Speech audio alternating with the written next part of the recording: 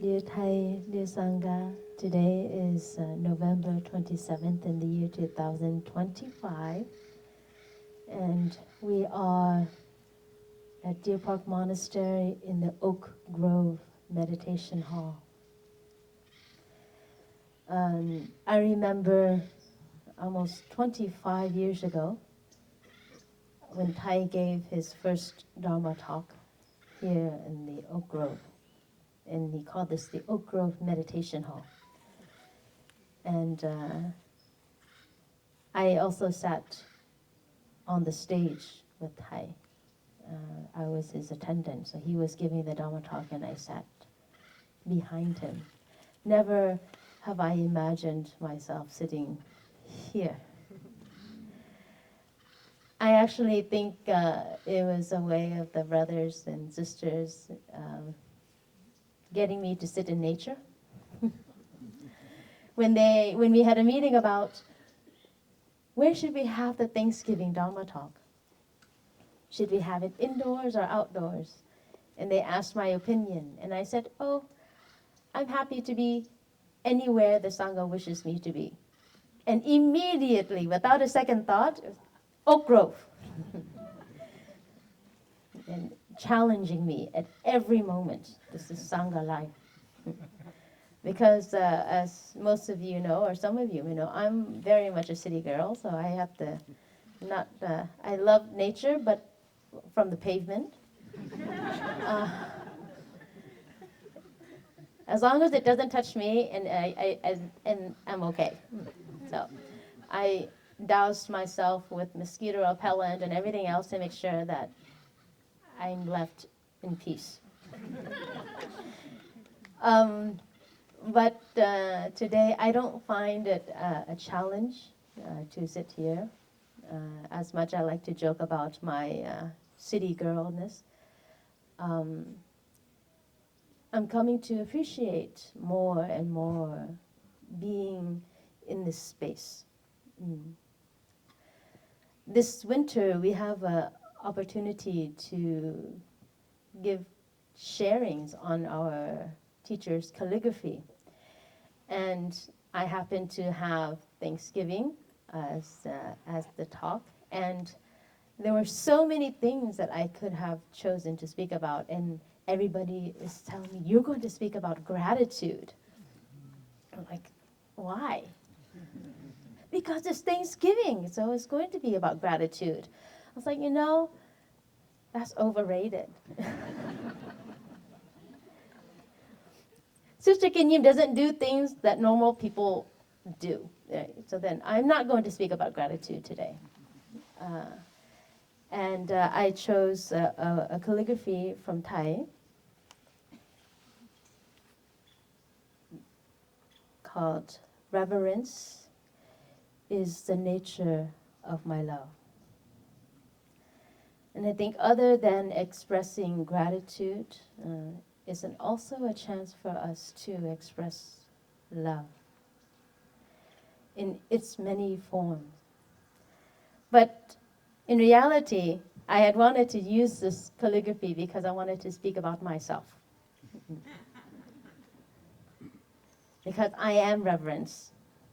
Quite literally, that's what my name means, Sister Reverence. So it's all about me, myself, and I. And you guys are all here to listen to it. Gonna keep you hostage for an hour. But mainly to speak about my practice, about reverence. When we ordain as a monk or a nun, we are given a name by our teacher and now by the community. And it becomes sort of like the pinnacle of our practice. It doesn't mean that I had reverence, that I was very respectful to everybody. Far from it. But it was sort of like a beacon of, this is what you should do. This is how you should practice. And my full name means adorned with true reverence. So in everyday life, that every act that I do, every look that I give, every smile, every gesture would embody that reverence. And that reverence would make me more beautiful. I would adorn myself with that. And that's all I need to do. It's not about going to sitting meditation every morning. It's not about doing walking meditation. It's not about any of that. It's just really living and making my name become something very alive. And so that's why I chose reverence is the nature of my love. And I didn't think, there's this one sister that she quite famous in Clarity Hamlet. One time she came to me, she asked me a couple of weeks ago, so what are you going to choose for your Dharma talk? And then I shared with her this. And she said, oh, you're going to read a love poem. I'm like, what do you mean a love poem? And this line, this verse, reverence is the nature of my love, is from Thay's poem called Love Poem. And it was so befitting because then I said, oh, we can, through our own actions of reverence, express our love in this way towards Mother Earth. And we'll have a chance later on to hear the song that has been composed of the Love Poem song.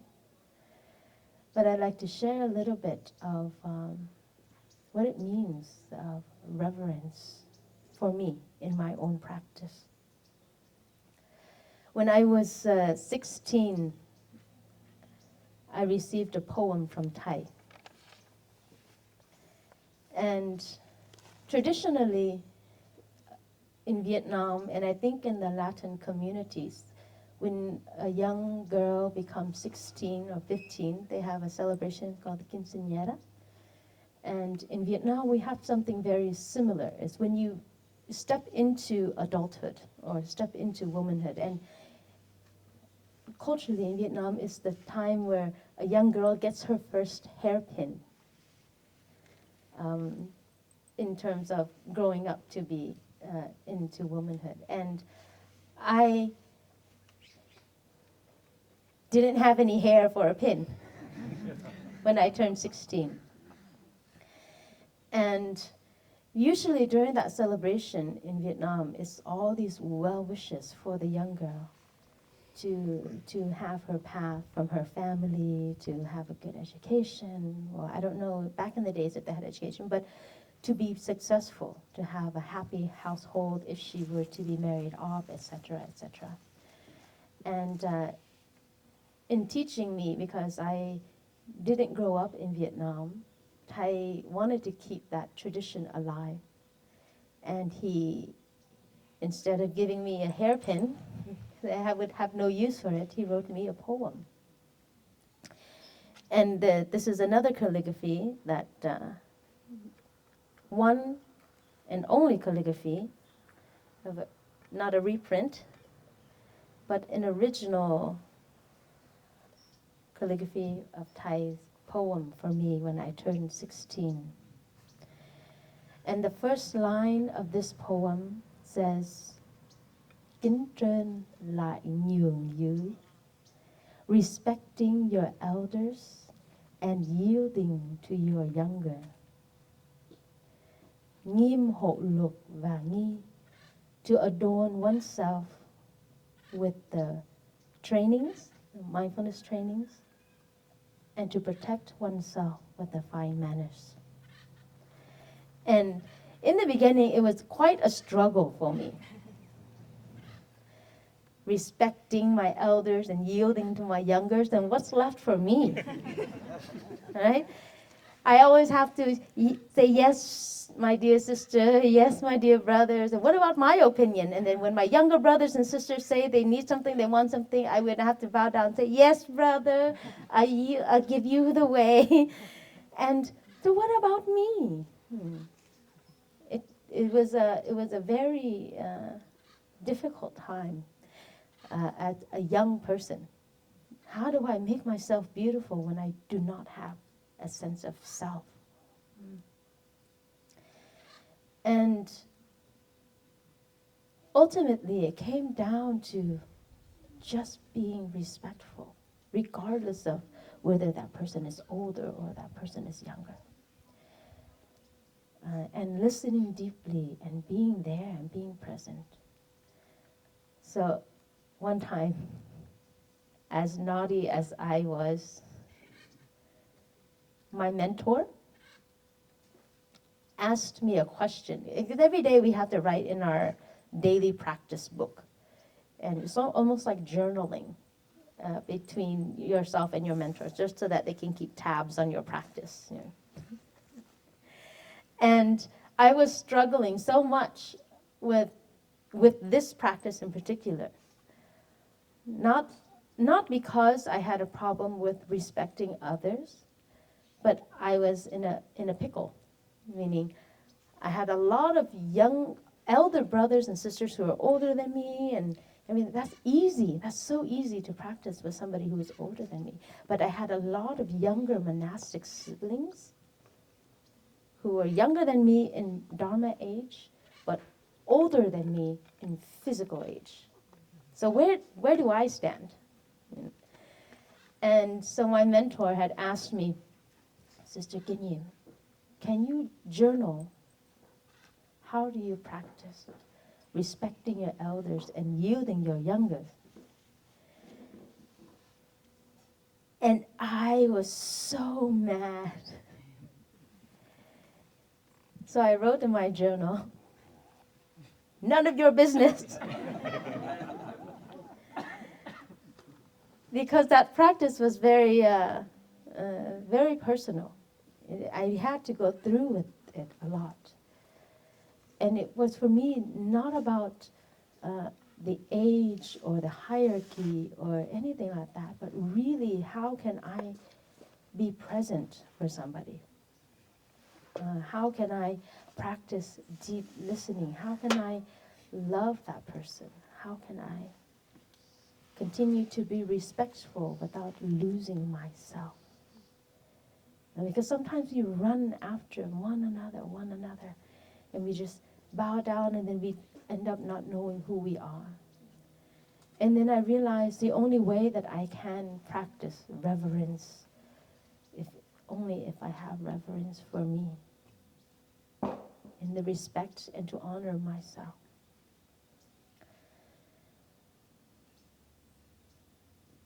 And when I look back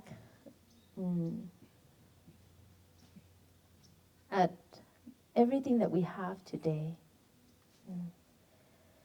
being here in this basin of, under the canopy of trees, in this basin of tranquility and peace that we have at Deer Park, I can't help but to think that how much our land ancestors, those who come before us, how much reverence they had to protect and to preserve.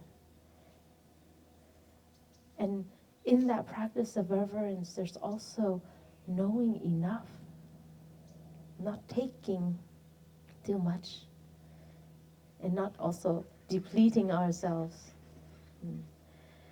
And so reverence is the nature of my love. It's one of the deepest practices that I've carried on for almost 30 years, of just really placing my foot. Everything that I do would carry that awe, that wonder. Because sometimes we get so used to seeing things as they are, and we get fixated on, they are going to be like that. This is always going to be here.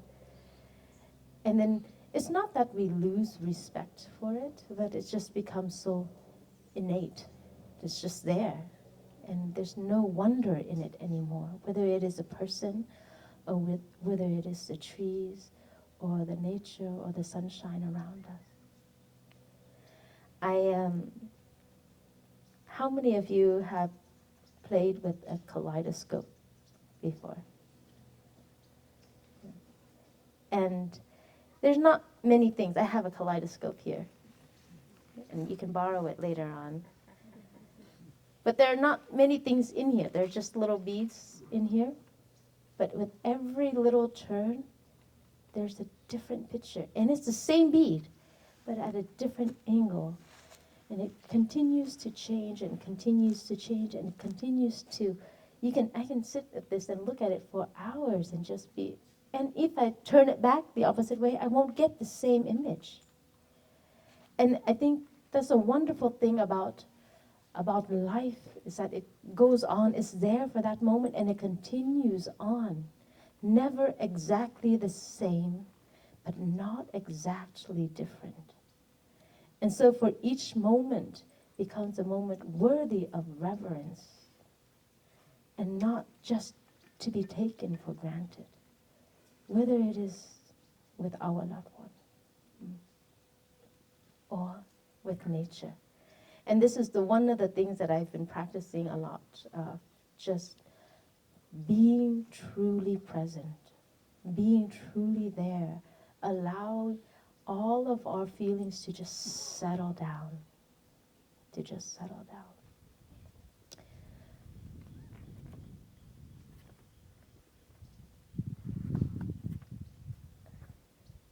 I feel almost like a human sacrifice today. Somehow I ended up sitting on the altar before my time.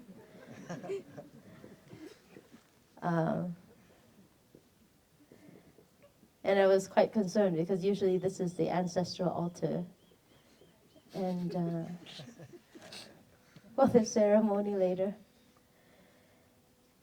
But one time I shared that, we are the living ancestor. Yes, our ancestors. You don't have to die to become an ancestor. Because at every moment that we continue on, we have our children and our descendants, and they continue on. And how we live in our everyday life will reflect on what will be left behind.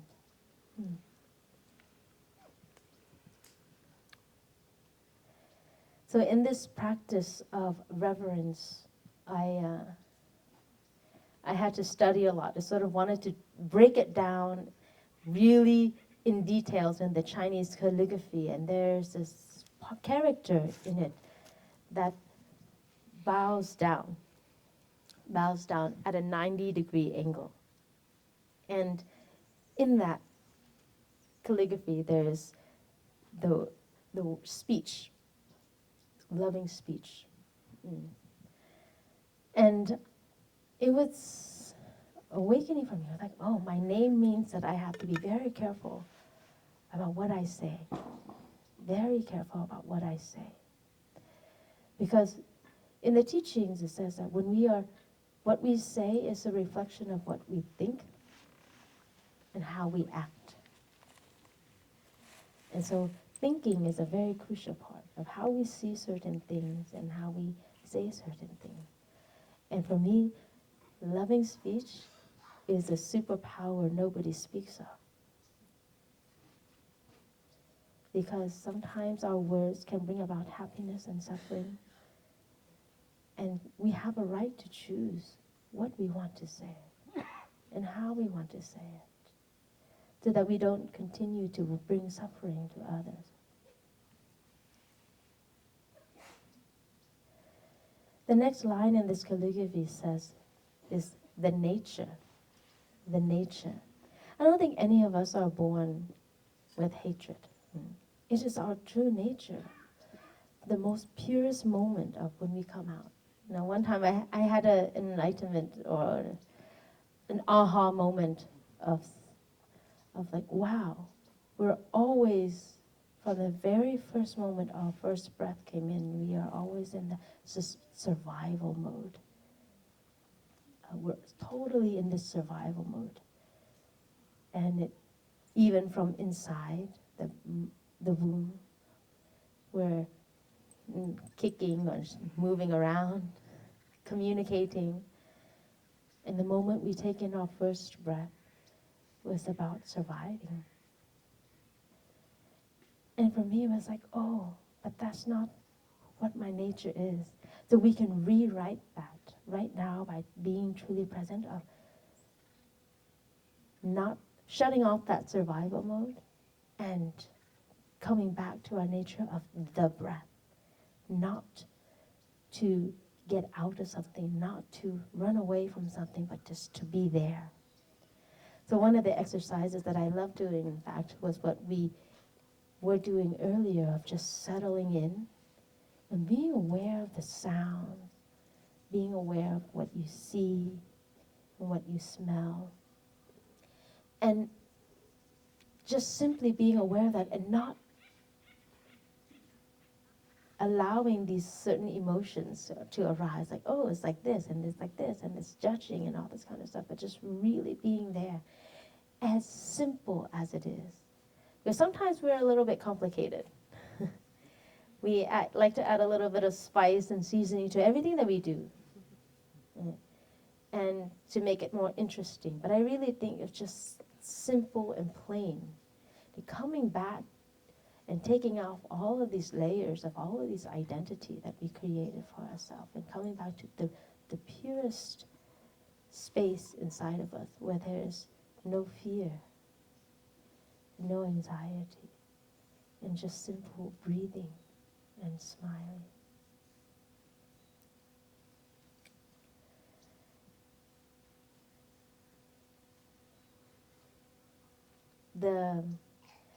I think one of the things that I have a little bit anxiety is about talking about love.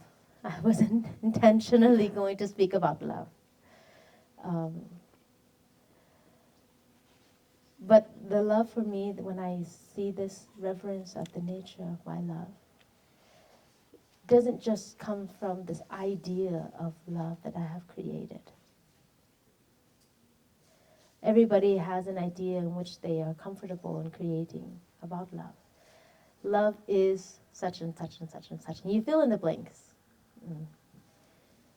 And it could be looking for a soulmate. It could be love is just being in nature, or looking into the eyes of someone, or hearing their voice, or the flutter of the heart, or the little bit of flattery that we have. But all of those are passing moments. Passing moments. And very seldomly where we can be present for our love. We create this idea. We create what we believe is love. And then we suffer when it's not there. In fact, I believe love is always there in its many forms, as long as you choose to see it. And some of us are very hungry for love, hungry for that understanding, hungry for that comfort and just ease of mind. But that's not it. In the teachings of the Buddha, there are 4 elements of love, and comes with love and kindness, compassion, joy, and equanimity. And Tai had added in, and Tai said, I would like to suggest 2 more qualities of love, and that would be to trust and to respect. And the word trust is very, very big. Because you're giving, I would almost say, you're entrusting yourself, your most vulnerable self, to a group of people, to a person. And then you're also become very afraid that you will be hurt. But when I look at Mother Earth, in her act of love and trust and reverence for us, she has again and again and again trusted us. And sometimes she's hurting and we don't listen. And so one of the things that I like, listen to the quietest sound around you. Listen to the voices around you. Yeah, you can simply listen, but what are you going to do again after that? Not just leave it there. What are you going to do? That I hear the quietest sound. How do I act upon love? Do I ignore it? We hear the loudest voice. We heard, I'm sure we all heard the cars go in and out. But then, were you listening to the quietest sound? And how do we act upon that? How do we take care of the tiniest whispers? Or do we just pay attention to the bigger sounds and ignore the little ones because they're not important? And it's been my practice to really pay attention to the smallest sound, what it really means from a heart-to-heart person. From heart to earth. And listening to the sounds of the earth in its quietest sound, so that I can continue to balance my life in support of the earth.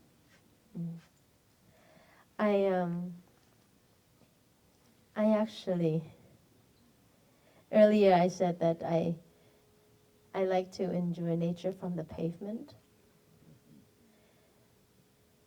And I think it's one of the practices that I have is just to really, I don't want to do anything to disturb nature as much as it has already been disturbed. Like, what if I walk on the earth and then I step on something I didn't see or didn't hear, and I hurt something, unintentionally hurt something. When I was a novice, I was told that you cannot step on flowers. And in Plum Village, we have grass, and we do walking meditation on the grass, and they have like these little dandelion flowers and many different little flowers. So then I was so stressed out about stepping on the flowers because they're bodhisattvas. And I remember attending Thai, following him, and so trying to keep up with him, and at the same time dodging every single flower I see on the grass. And it was because I didn't want to hurt it. And I was, it sort of became a game of mine to just really watch where I'm stepping, whether it's on the pavement or whether it's on the grass, to really see and attentively pay attention so that I don't hurt beauty. And that is why I like to walk on the pavement, because I can see things more clearly. And so I don't unintentionally hurt what is already there. And it's only if I can see it, the quietest and the smallest beauty. Things that are obvious we avoid and we can do. But sometimes it's the smallest things that we hurt because we don't know that it is there. Now let's listen to the sound of the bell.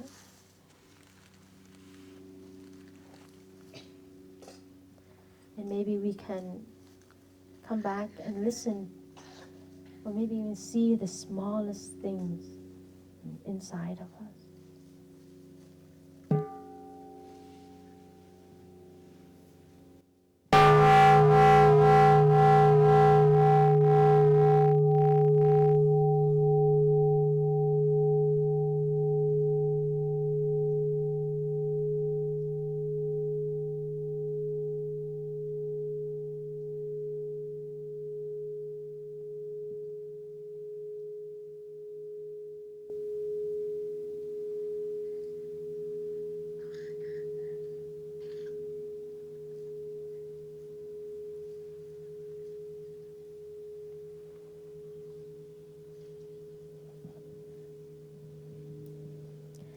And many times I've come out without my sisters knowing, and just sit here, not on the podium, but just sort of stand on the side, just to listen, and just to see things. because, and I can't help at the same time to recognize the seed of gratitude for all the stewardess of the earth, and how they could have exploited and taken so many things. You know, I know today is Thanksgiving, and we all celebrate for many different reasons. We are aware of many different things. And what I learned in school was not, in grade school, was not what I come to understand as an adult and as a practitioner. The good intention behind it, and sometimes not good enough. And without being aware of everything, the interconnectedness that we all are. And sometimes we want to cover it up with positivity. What we say in Vietnamese is like you take straw to put it over the mud. And almost like to pretend it's not there, but it works. Knowing that there's a little bit of mud under that, we put on that straw. And it's become more and more evident on how my role and my way of being affects that way of mentality. Because as a practitioner, we are taught to not be afraid, to look into the truth, not to run away from suffering. Suffering is there. And it's not our mission to eliminate suffering. I don't think that is ever possible to take away. It's not to take away, but it's to change the relationship that we have towards the suffering that is there. It's not practicing meditation to transform everything.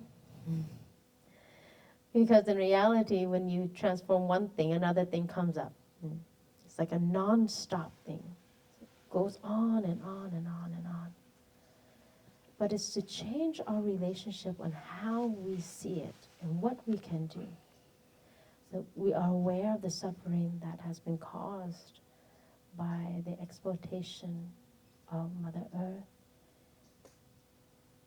And at the same time, not to allow ourselves to be filled with anger and frustration. And how can we, it's almost like contradiction, how can we be peaceful when this is happening? And it's so hard to be an activist nowadays because so many things are the internet's very scary, right? You could get canceled in any way. And you lose yourself just by trying to do what is best. But if everyone did everything that they can, even how very little, you can do so much. And I remember recently we listened to a talk from Thai, I think he gave in 1994. I believe it was in 1994. And he had made a declaration to the brothers and sisters in Plum Village at that time. He said, from now on, we're not going to use plastic bags. So all the shoppers, for the grocery shopping, we would sew fabric cloth bags, and we will use that. We will not take the plastic bags. And this is way before the whole green movement. And that was our way of not contributing to climate change in the earlier days when the concept of it wasn't there. And so living in everything that we do, now I'm even more aware of that because of all of the natural disasters that have been happening. Sometimes I find myself living mindfully,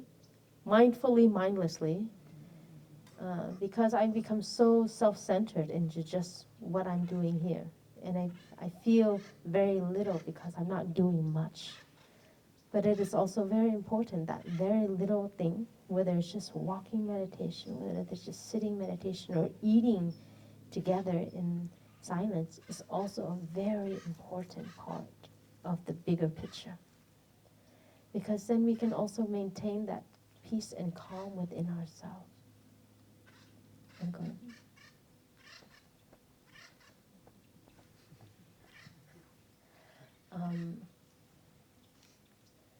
And so for me,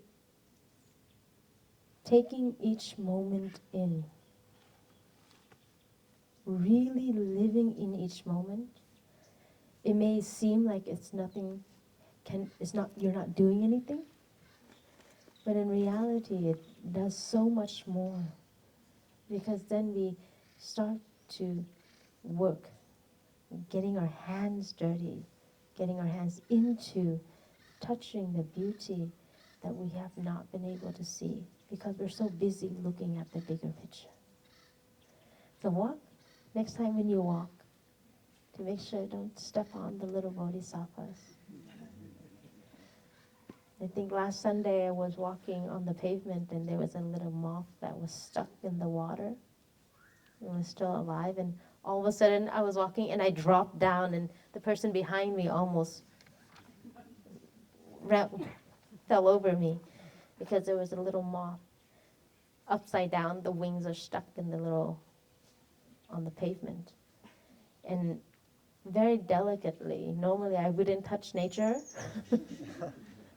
but I did. I gave myself a pat on the shoulder for that, and just sort of helped that moth turn upright and held it a little bit so that the wings can dry.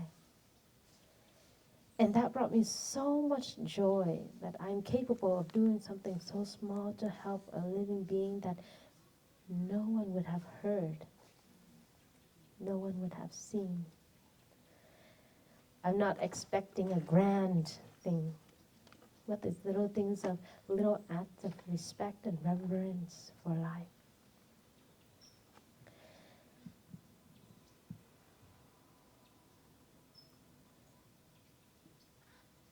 I would like to read a little bit of the poem. One of the things about this poem, it irks me a little bit because it really sounds like a love poem. And, it's not about, sometimes we think of love poem as a romantic kind of thing. I had to read this over and over again and contemplate it very deeply to make sure for me it's not a love poem in terms of romantic and attachment, attached to the person that you think you love. And so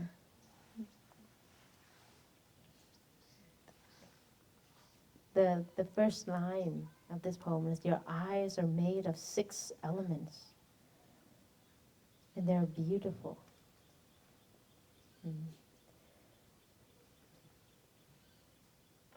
Should I make them mine? Should I make them last a long time? Sometimes when we see something that is beautiful, we take it and we want to hold it. I think we have in Vietnam, in the folklore, I learned is that when the flower is beautiful, you leave it so everyone can share it. But if you cut it and you put it in a vase, the moment you cut it, it starts to wilt and it's no longer beautiful. So when you start to take things into your own possession to make it your own, are you actually nourishing it in the same way? So your eyes are beautiful. They are made of 6 elements. Should I make them mine? Should I make them last a long time? Should I try and record it?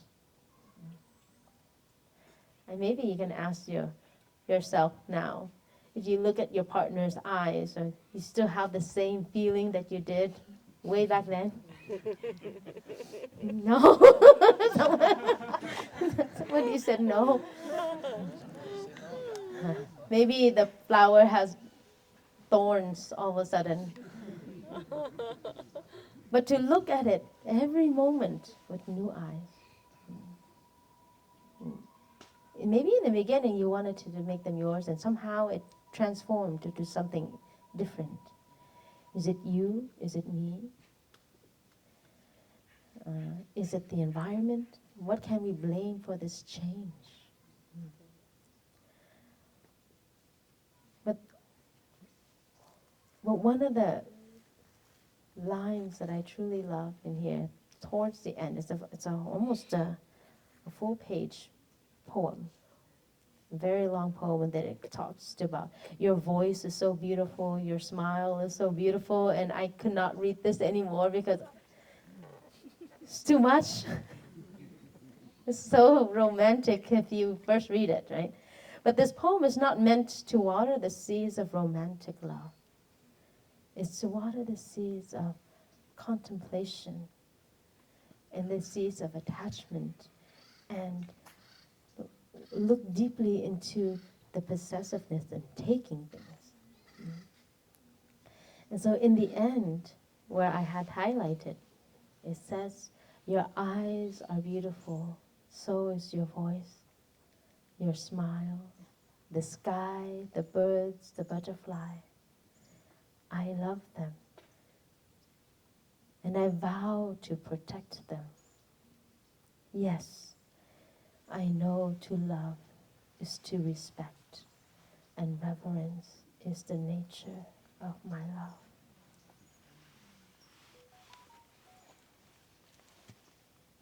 The quietest sound. So it's not to say that you cannot love.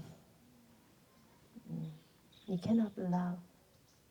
That love should be free. In Plum Village, we have a song that inspired by one of Thai's teachings called L'amour, and it says, you cannot put love in a box. You cannot imprison your love. And it means that you cannot just take things and expect them to be, if you don't know how to nourish it. If you don't know how to nourish love, then love can also die. And it's the same with the love we have for nature. If you do not know how to nourish it and be present for it, for Mother Earth will also die, because she is also hungry for love.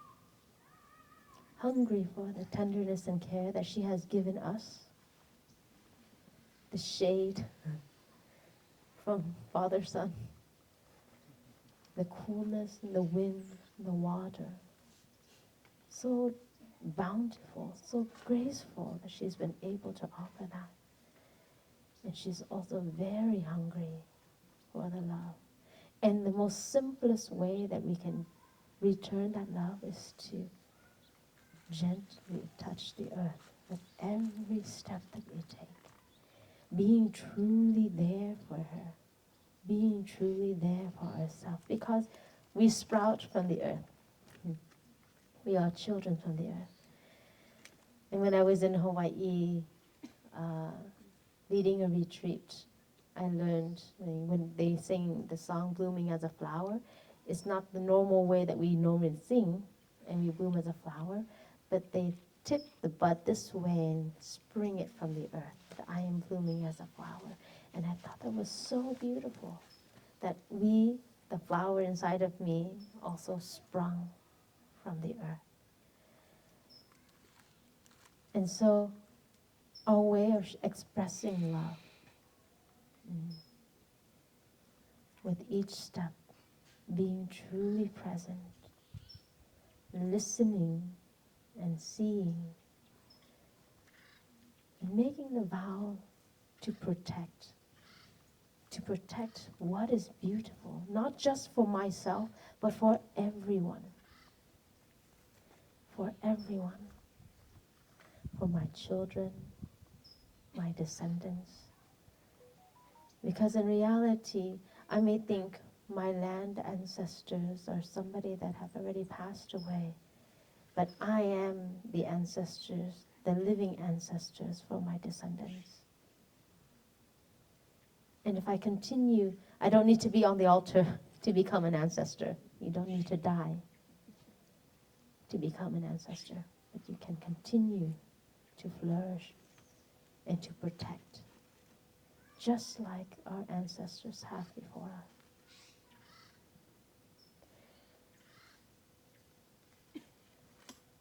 So I would like to invite my sister to come up to sing the song for you.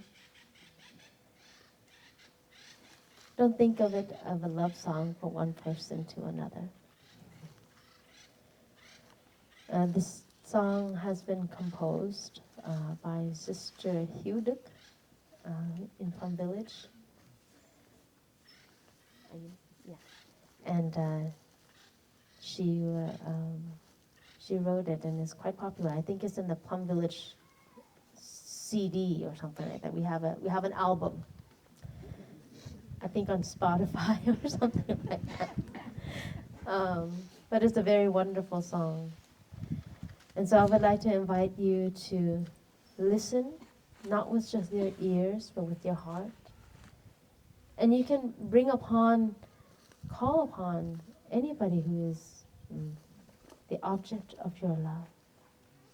Whether that can be Mother Earth or Mother Nature, Mother Earth's eyes and ears and smile and voice, or anyone that you feel would need a little bit more of love. So let us enjoy the song.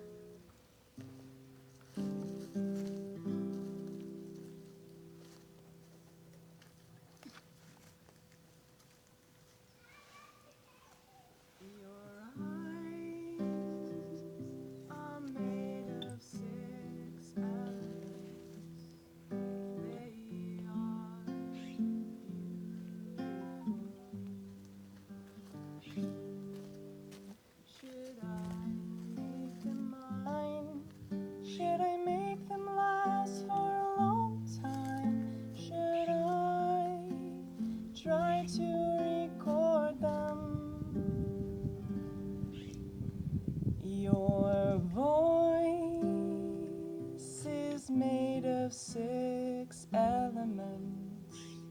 It is beautiful. Should I make it mine? Should I make it last for a long time? Should I try to record it? Knowing your eyes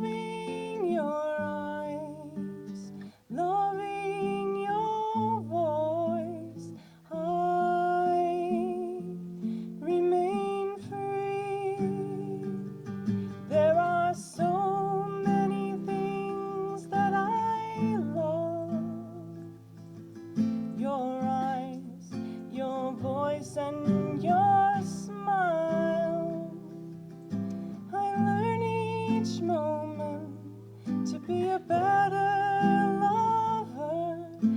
I learn each moment to discover my true love, to protect, to respect, and reverence is the nature of my love.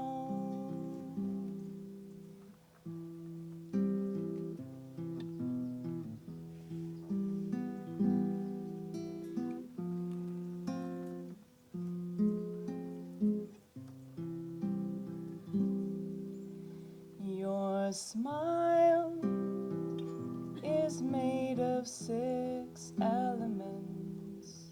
It is beautiful.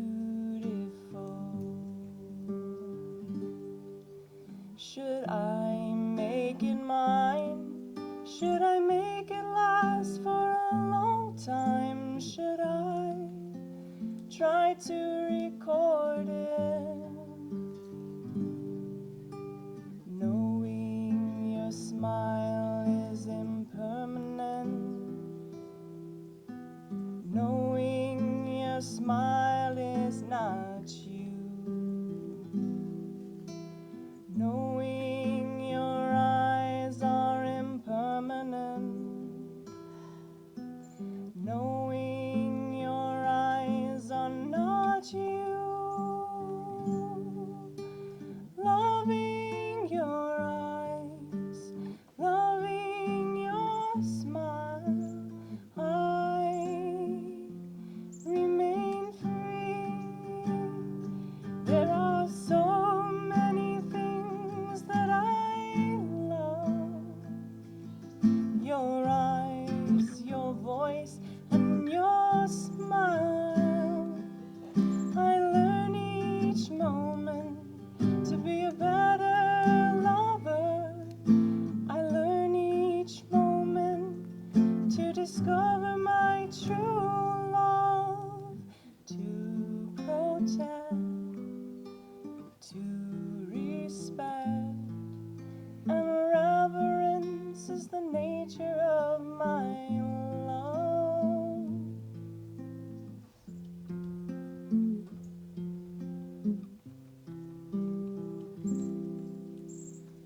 Your love is made of 6 elements. It is beautiful. Should I make it mine? Should I make it last for a long time? Should I try to record it? And I choose to protect, to respect, and reverence is the nature of my love. And reverence is the nature of my love.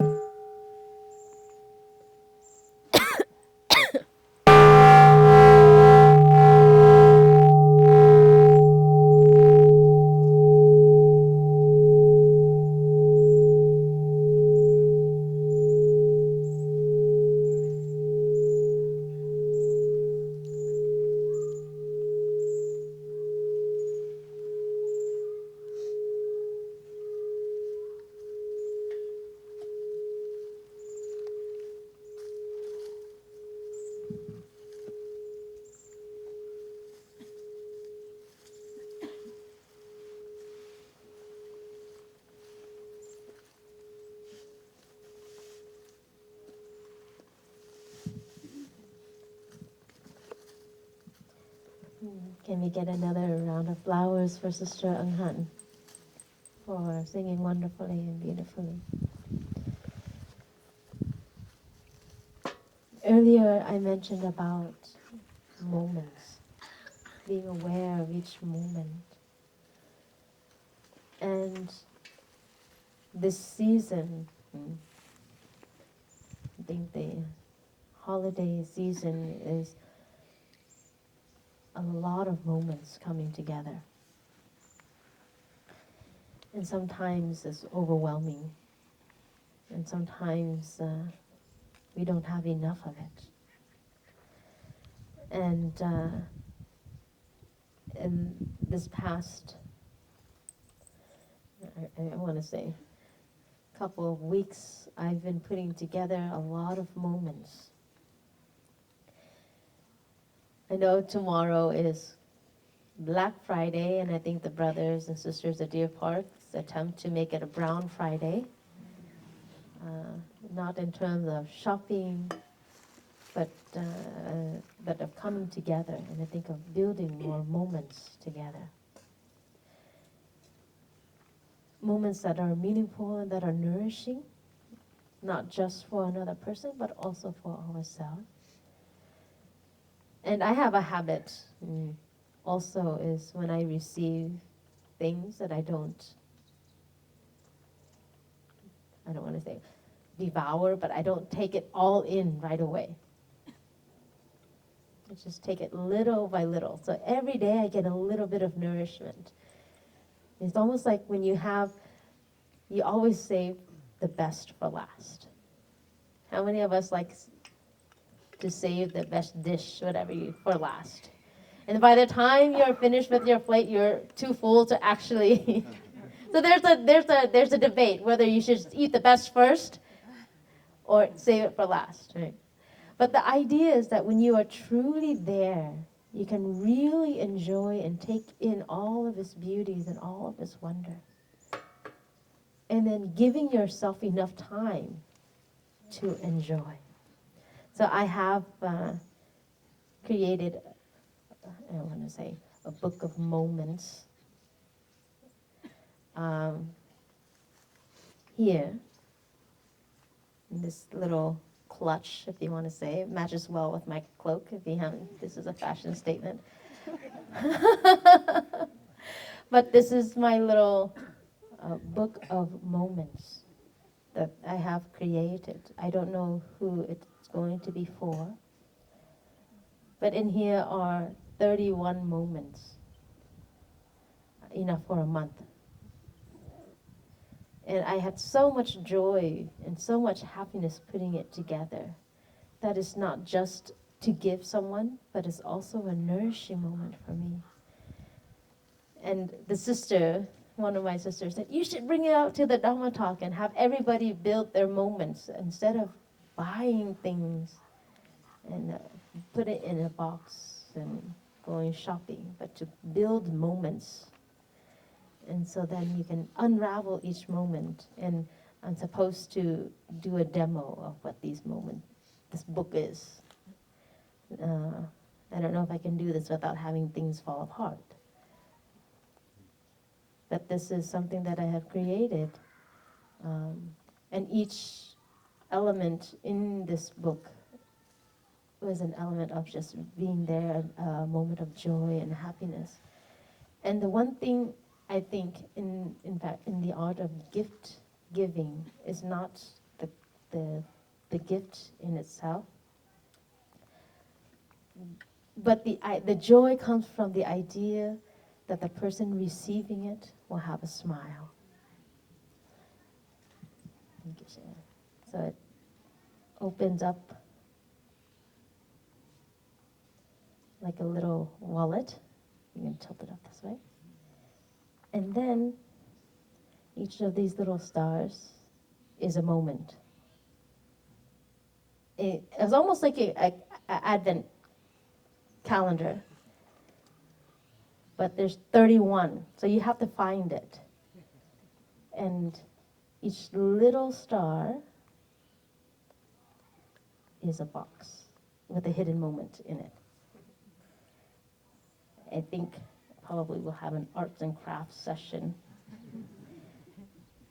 And there's 31 boxes. It looks like only 16. or 18, 16 boxes, but there's actually 31 boxes. And these moments are what is most precious. That the time that we think of the person that we're making this for, and the anticipation of the joy that they would have in receiving it.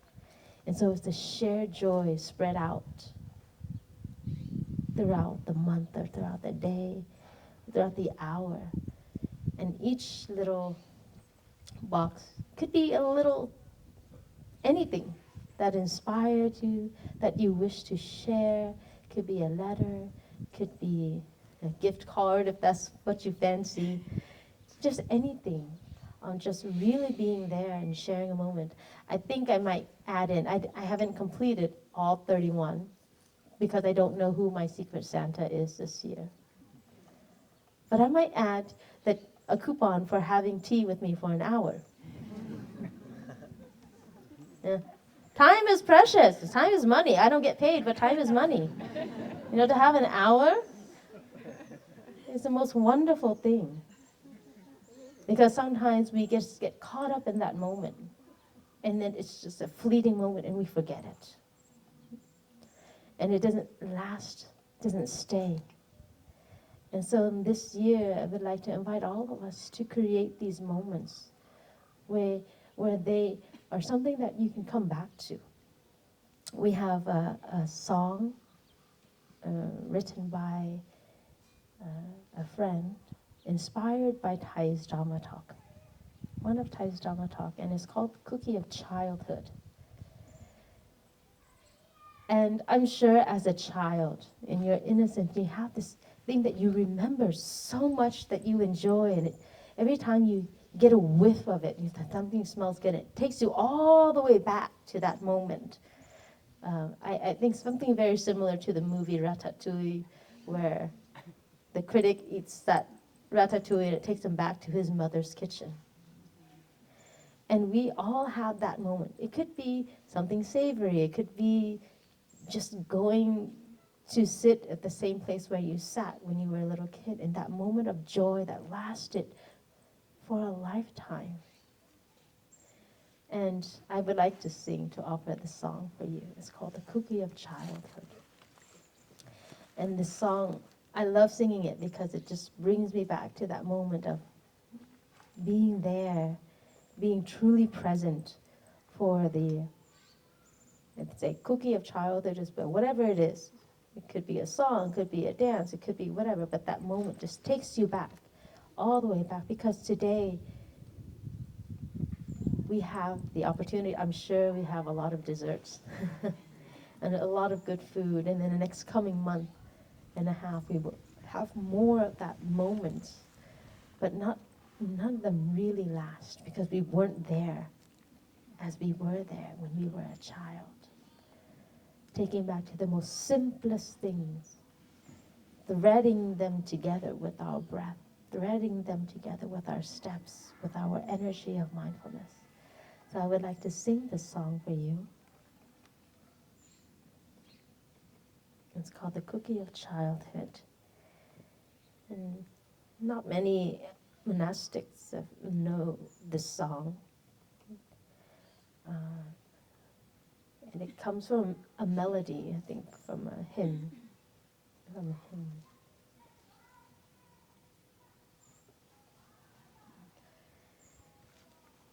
So I would like to invite you to bring up a moment, whether a recent moment or a past moment that brought joy and happiness, and you can just sit there and just bathe and fill your being with that joy, that same feeling of joy again.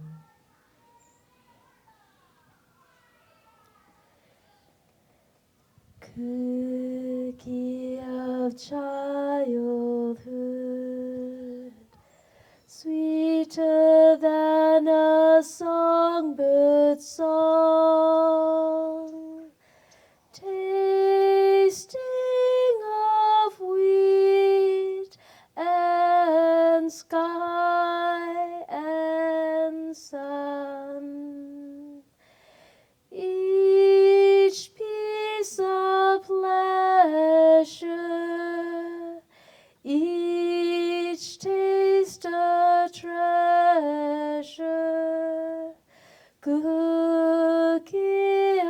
childhood has just begun. Walking the woodland, working with my good hand, touching the wheat and earth and dew. Now is my childhood, here is my cookie. This is the whole which I share with you.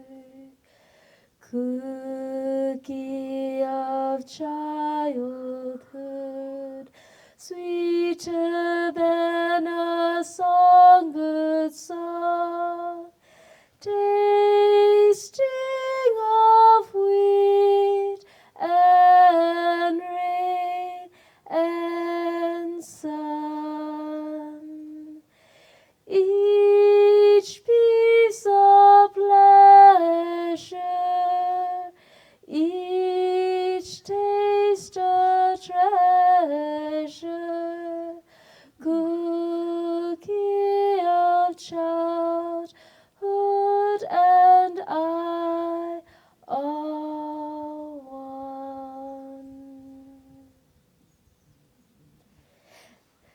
So I hope that in today that you'll have a chance to build lots of moments. And if you have the time to build a book of moments to continue to share with your loved ones. Because I think more than anything else in this time and age, is being there for one another is very rare. And we're very preoccupied with so many different things. And the most precious gift we can offer each other is our presence. Cannot be replaced by monetary value. Because if you cannot do it now, then when can you do it? When can you do it? So that is our strength, and it is our choice to continue to water the seeds of presence and being there, of love and respect and of reverence, not just for the person that we love, but even for Mother Earth. Even for Mother Earth, being there.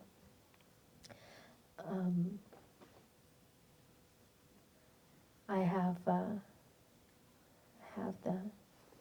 book. The love poem is in the book, Please Call Me by My True Names. We only heard a little bit of it from the song, and I read just the last part of it. But it's a whole book of poetry.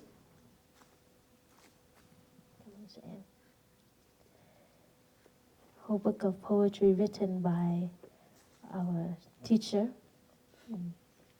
Translation, Please Call Me by My True Name.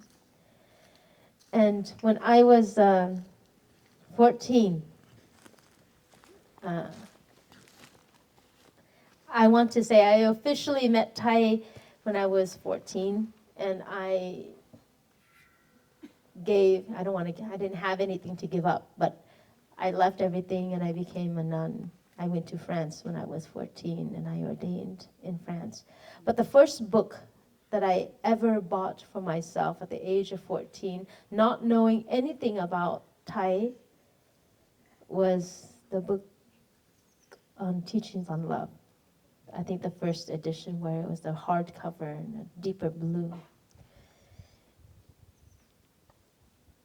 And I think at the age of 14, I was thinking of more of a romantic kind of love, boyfriend, girlfriend kind of thing, going through high school with all those feelings.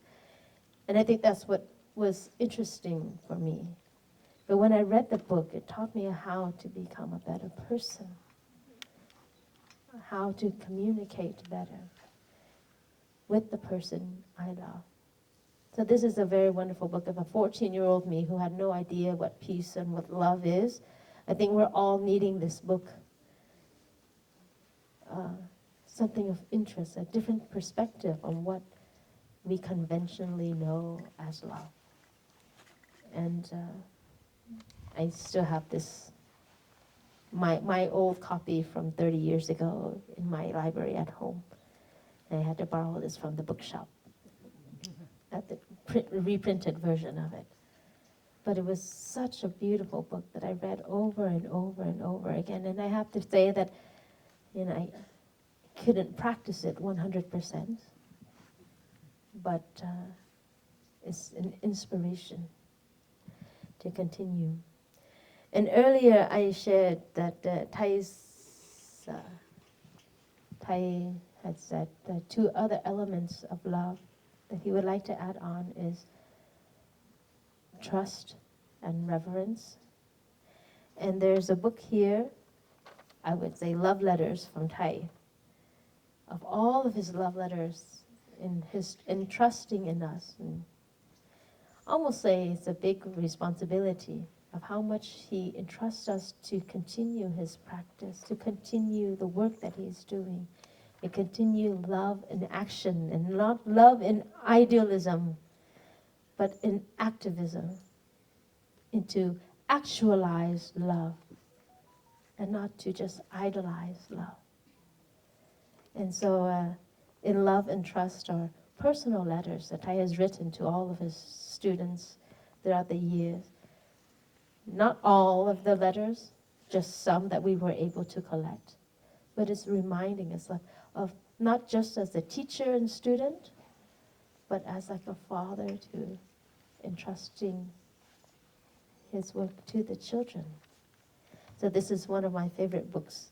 It's almost as if Thai was speaking to me directly. So, and the title is called In Love and Trust. And that's how he always signed off his letters, in love and trust.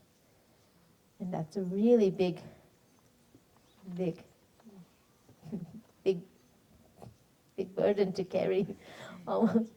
Like, how can I live up to Thai's love and Thai's trust? And he also shows us how to do that. So this is, when this first came out, it was the first thing that I got. And I read it over and over again, even though I've had his original letters, but this is just easier in a book format than paper format. But this is something that opening the heart and sharing with us. Maybe inspiration for you to have your own book of In Love and Trust, writing letters. And today's Dharma talk has been inspired for me from the art, Zen and the art of saving the planet. And this is for me very much in action. So Zen is not just about sitting on the cushion, meditating and running away from the world, but is really taking part. And this is a UK publication. It's not a US book. So then the cover might be a little bit different, but the idea of Zen and the art of saving the planet is still the same.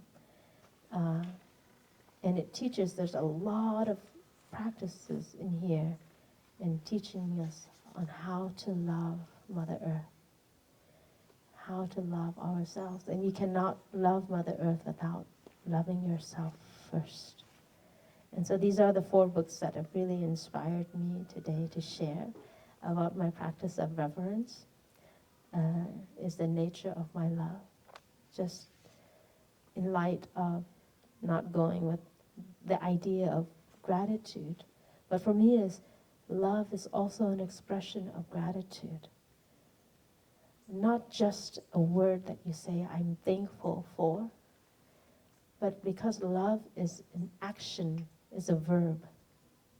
So I can actualize love. Instead of just saying I'm grateful for the things that I've received, but I can also love what I receive and continue to love, and it can continue to go on because love is a verb, not an idea. And most importantly, to protect the ones that I love. and the things that I love. I didn't know it until just recently when Tai wrote the second line, to adorn oneself with the trainings and the fine manners, and to protect myself with the fine manners of a monk or a nun is an act of love. To practice it, the 5 mindfulness trainings, the 3rd mindfulness trainings, the 2nd, all of these trainings is an act of love. It is not rules and regulations, but is love in action, which Tai also has a book called Love in Action. But I'm not here for marketing purposes. I'm here to be inspiring and to share, like a city girl like me can sit for 2 hours under the trees. And I think I passed the test, Brother Paplu. So there's nothing that we cannot do. What's so funny about that? There's nothing that we cannot do. And this is one of the things that Tai has always told me personally, as his attendant. He says, Sister Nghiem, you can do anything that you want to do. It depends on how much you want it. And I think it goes for all of us. How much you really want to love, then you can love. How much you really want to communicate or listen or to act, you can do it. But if you only want it 50%, you're only going to do it 50%. If you only want it 20%, you're only going to do it 20%. So you can do it as much as you want, as long as you really want to do it. Then you can achieve anything. So I bow down before all of you, our living ancestors, the ancestors of today and tomorrow, so that we can continue to be stewardess of the earth, to protect, to heal, and to transmit the earth not only as we have received it, but hopefully for the better, and transmit a better earth. Not just the physical earth, but humans as earth. To transmit also the love and understanding, the peace and joy, and less the anger, frustration, anxiety, and sorrow, and hatred that comes up so easily. So in our little heart's garden, in Mother Earth, Big's garden. And if you think about it, the word earth is the heart spelled backwards. You put the H in front of the E of earth, H-E-A-R-T is heart, right? And you put the H in the back, and it becomes earth. So those two are not separate. And I wish everyone a whole joyful day of creating many moments together. Many moments that will last a lifetime. Thank you.